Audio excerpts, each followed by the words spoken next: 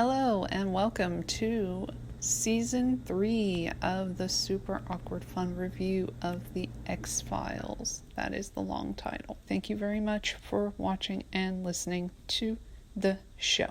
Let's go. The X-Files, Season 3, Episode 1, The Blessing Way, written by Chris Carter, directed by R.W. Goodwin, coming back. Mulder is still missing, so we're right where we left off. Scully has her FBI badge revoked. Skinner tries to calm her down, but she's furious. CSM and the fuckers in charge discuss how to fix the problem. CSM says Mulder is dead. Scully goes home to see her mother. She breaks down crying about the mistakes she made. Mulder is found by the Navajo men who help him in New Mexico. Then we have a similar scene to when Scully was in a coma last season. Deep Throat shows up to Fox, and then Fox's father shows up. He says if he dies, the truth will die. Only the lie survives. That was a good line I wrote down. Scully discovers a fragment in her neck during a security check. She gets a doctor to extract it. It's a computer chip. She sees someone for hypnosis to see if she can retrieve the memories. We're getting back to the abduction. Mulder appears to Scully and she knows he's alive. At Bill's funeral, a power player takes Scully aside to warn her of how she'll be killed in order to stop her. He says he's protecting her to protect himself. We predict the future. The best way to predict the future is to invent it, he says. Mulder appears at his mother's house to get more info about his father's past at the State Department. She says the men came to the house on occasion. It was a really solid season opener. It shows you where the series is going and where this arc is going. And then we continue on to the third part, which is Paperclip, Episode 2, written by Chris Carter, directed by Rob Bowman. He directs a lot this season. Third part, Scully is facing Skinner, who says he's trying to help her. Mulder comes in and he says, I was a dead man, now I'm back. The tape is proof of a conspiracy about aliens. How did you know I'm alive? He asks Mulder. She says, I just knew. Dana's sister is shot by mistake. The lone gunman returned to talk about Operation Paperclip. CSM claims to the fucks in charge that he has the tape. They learn Mulder is alive. Skinner tells an agitated CSM that he has the tape. He says he won't negotiate and threatens him to proceed with caution. Mulder and Scully find lots of files connected to Operation Paperclip, which Bill was involved in. They find Scully's file. A tissue sample was taken. Then Samantha's file. It was originally Mulder's. Was Mulder supposed to be abducted? Now there's a spaceship over the building. Both Mulder and Scully see it. Krychek and some men beat up Skinner after he visits Melissa Scully to get the tape. Krychek figures out how expendable he is when he's left in the getaway car to escape before it blows up the evidence on the tape. Operation Paperclip, Joseph Mingel's scene about Victor Klemper, alien human hybrid, stood out to me. Is there more? Mulder says. More than you'll ever know, fuck in charge says back. Skinner brings the Navajo man, Albert, to back up the tape's information after CSM threatens to have him killed. You're bluffing, he says. Melissa Scully dies from her extensive trauma associated with the accidental attempt on her life. Fox consoles Dana at the hospital, commiserating with her on their losses. The truth is in the X-Files. I've heard the truth, Mulder. Now what I want are the answers. The episode ends with him giving her a comforting hug, dedicated to an X-Files fan named Mario Mark Kennedy. Great episode that will bring a lot of stories down the pike. Ep 3, we have DPO, written by Howard Gordon, directed by Kim Manners. Jack Black and Giovanni Ribisi are here, and they're the villains. They strike a guy to death in the beginning, then Mulder and Scully come in to investigate. Darren is a human lightning rod. Mulder and Scully check out his place and get their fingerprints everywhere, digging through his stuff. Darren is too powerful and his friend distances himself from him. They question Darren before figuring out he brought his boss back to life after causing a heart attack. Mulder figures it out. Darren kills his friend with lightning and takes his boss's wife, his former teacher, hostage. Scully lets him take her. He scares her off, and Mulder catches her. When he uses his powers again, he's struck. Mulder and Scully look in on him at the psychiatric hospital. There's no evidence that anything out of the ordinary happened. Case closed. Definitely not the best episode of the season. I like the music. Giovanni was a little much with his performance, but nothing big happened overall. Then we have episode 4, Clyde Bruckman's Final Repose, written by Darren Morgan, directed by David Nutter. One of the better episodes this season. I really enjoyed this one for the character moments. Mr. Yappy, a criminal psychic, comes onto the scene when Mulder and Scully start investigating the murder of a fortune teller. He doesn't buy it. He says predictions are too vague. Mulder says that. Mr. Bruckman, seeing Fox's badge, says, "I'm supposed to believe that's a real name?" Mr. Bruckman is a psychic played by Peter Boyle. "If the future is written, why bother to do anything?" says Mulder. "Now you're catching on," says Bruckman. "Would you want to know when you are going to die?" That's the philosophical question in this episode. Another fun episode that is a breather from the third parter that started season 3. We just get a little more character moments in that, and, it's really interesting. And also Scully gets a dog in that. That's important. Ep 5 is The List, written by Chris Carter, directed by Chris Carter. Prisoner Nietzsche Manley is put to death by electrocution, but vows revenge before dying. Unexplainable deaths of guards after he dies. There's a list of men he wanted killed that is being fulfilled. That's why it's called The List. Mulder and Scully investigate and find that the one responsible for the murders is a prison guard who was possessed by Nietzsche. Scully isn't convinced at first, but Mulder is. Turns out, as usual, Nietzsche returns to take out the corrupt warden last.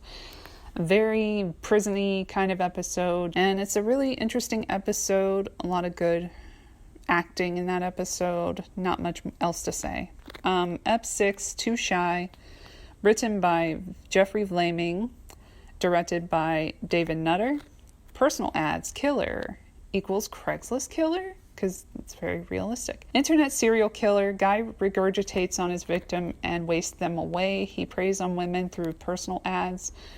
He ends up attacking Scully, but his last victim, who survives, shoots him. And why is Scully always in trouble? I guess that is what it is, but whatever. Mulder reads off a bunch of names to see if he killed them. He says they're all mine. He has a weird skin condition. I gave them what they wanted. I gave them what I needed. The dead are no longer lonely. Creepy episode based on real serial killers. Pretty fucked up shit. Ep 7 is The Walk, and that's written by John Shiban, directed by Rob Bowman. Crips dream of the same thing, The Walk, normalization of disabilities. One of the crippled patients scoffs at another for saying they're normal. He has no limbs. We're in a military hospital. The military gets onto Mulder and Scully about investigating a patient who was disfigured in the opening during an alleged suicide attempt. He thinks someone is punishing him and doesn't let him die. His family was burned in a house fire. Mulder thinks there's more to the case, and Scully thinks it's open and shut. We seem to focus on these haunting episodes a lot. This one has another vengeful spirit. It attacks the military officer who originally shut down Mulder and Scully's investigation in a swimming pool. She drowns but struggles before dying. An orderly is killed with bed sheets. They conclude that the amputee, Leonard Trimble, is using astral projection to kill people, so that's new. And he has a really great speech. Here it is.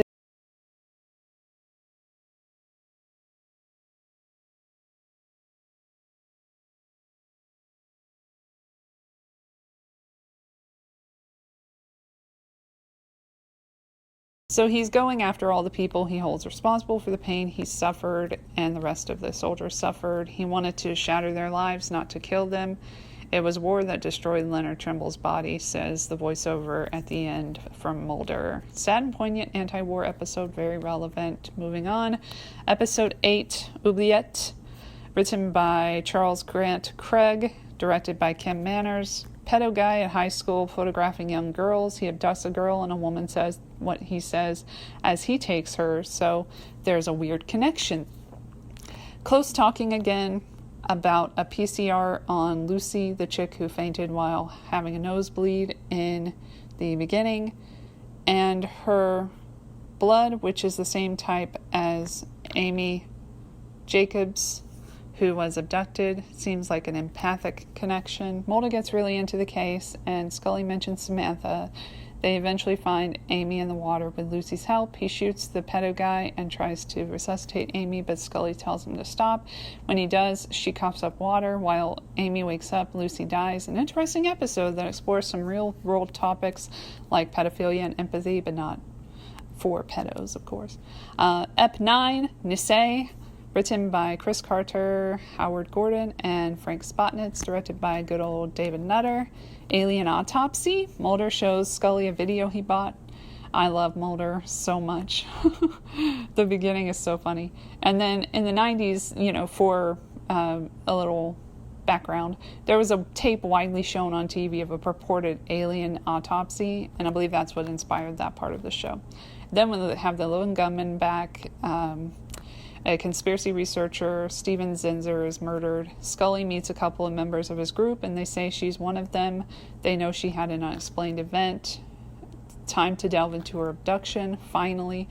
The group members who are female say they're all dying. It's what they do to us. Undiagnosed cancer. Japanese diplomat getting U.S. government secrets. He's killed for taking evidence. Mulder gets the contents of the suitcase beforehand. This is an important episode and has to do with the main story of the show. This is bigger than me, you, or the FBI, Agent Mulder, says Skinner.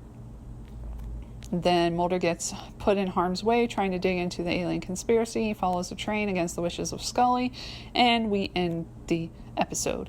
And now we're at 731, episode 10, written by Frank Spotnitz, directed by Rob Bowman. Scully's chip is like Neuralink. In my opinion, it is a tracker. She finds a leper colony looking for Mulder. They tell her the military is killing people. She learns about the radiation tests on humans by the government. It wasn't an alien autopsy. It was humans being tested, just like her. There's a bomb on the train car and a shady NSA guy helping Mulder, blowing up a train to contain something. Reminds me of something recent. Scully still doesn't believe aliens are involved, but Mulder is certain. And now we're at episode 11, Revelations, written by Kim Newton, directed by good old David Nutter. And we start with R. Lee Ermey as a crazy preacher, but they kill him off so soon, and it's like, why did you pay for him then? But whatever, here we go. And he's dead. Stigmata. Killer strangled him with a burning hand. Mulder and Scully are really cute this episode. The debate on Christianity versus science is touched on. Scully has faith in God, while Mulder has faith in something else. He plays the role of the skeptic in this episode. And she starts to really question her faith. It ends with her confessing about not being able to talk to Mulder. He didn't believe them, and usually he believes without question, she says, about the signs that she saw coming up to that point. Okay, and then we end this half of the season, episode 12, War of the Coprophages. I tried. And it's the most hilarious fucking episode and the best episode. And I can't believe I'm saying that because there's roaches in it and I hate them so much. Like, you'll never know how much I hate that. Written by Darren Morgan, directed by Kim Manners. A lighter episode. Roaches, no thank you, are my notes. Mulder and Scully scene is cute as hell in the beginning. Lots of flirting. Scully still has the dog from episode 4. Told you that was coming back. So we have a little scene with that. That's cute. Killer cockroaches theory from sheriff. Government experiments. This app is such a nightmare. I hate roaches. It's silly but terrifying. So many great Mulder and Scully moments. Just too many to mention. Then we have insect robots in this and AI. And you know what happened in real life in 2022? I will tell you. I will leave you with this, because we're talking about real world shit, right? This is from the Washington Post. Cyborg cockroaches are coming, and they just want to help. Inspired by insects, robotic engineers are creating machines that could aid in search and rescue, pollinate plants, and sniff out gas leaks. October 8th, 2022, Pranshu Verma wrote this. Cyborg cockroaches that find earthquake survivors, a robofly that sniffs out gas leaks, flying lightning bugs that pollinate farms in space. These aren't just buzzy ideas, they're becoming reality. Robotic engineers are scouring the insect world for inspiration. Some are strapping 3D printed sensors onto live Madagascar hissing cockroaches. Sound familiar? We talked about that in this episode. While others are creating fully robotic bugs inspired by the ways insects move and fly. Heavy robots are limited in what they can do. Building tinier and more agile robots, similar to how insects move and act, could vastly expand robots' capabilities. If we think about the insect functions that animals can't do, said Kevin Chin, an assistant professor of electrical engineering at MIT, that inspires us to think about what smaller insect-scale robots can do that larger robots cannot. Most of the advances are in the research phase, years from commercialization, but they present tantalizing solutions for an array of industries, including emergency response, farming, and energy. The research is picking up the pace for a few reasons, experts said. Electronic sensors are getting smaller and better, largely because of smartwatch and smartphone research.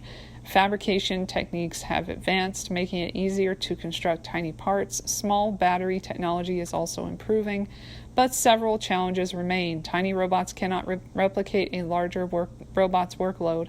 Although batteries are improving, they would need to be smaller and more powerful. Miniature parts that convert energy into robotic motion, called actuators, need to become more efficient. Sensors have to be even lighter.